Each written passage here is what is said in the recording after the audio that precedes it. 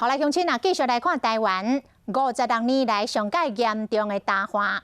经济部来宣布，台中甲苗栗伫咧清明过后，为4月初6开始，这个民生用水送5停2，也就是送水5天，停水2天。 今仔日台中有袂少的乡亲开始有动作，走卖场买水桶，准备要来新水。啊，中油甲台糖部分的加油站嘛来暂停洗车的服务。另外，这个用水量真大的精盐大工厂嘛积极咧找找水源。台积电早起就派2台25吨的水车到台中一张工地来载地下水。 台积电讲，这张工地会当提供2万吨的水量，啊，讲目前这个水情未影响到因的营运。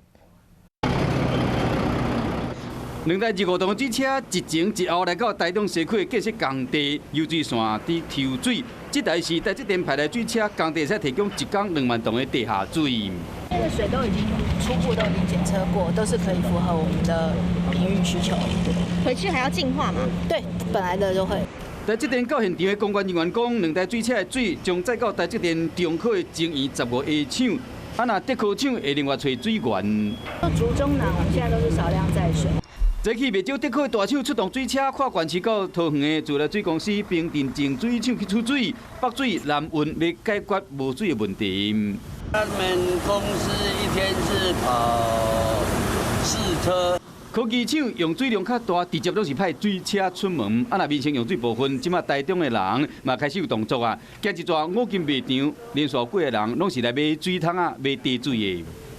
暂时先这样吧。这样子啊？对啊，不够用再想办法。就像是一家伙3人，先买2桶20粒的水桶啊。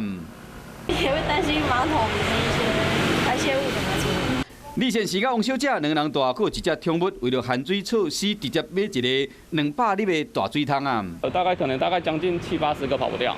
含水措施一个发布，大家收钱买水桶啊，明显看得出来，大家对停水的烦恼。就算要10外天才会开始实施送5天、停2天的措施，因为大家依然是量早做准备，惊无水嘛，惊讲时到水桶也互人卖了了。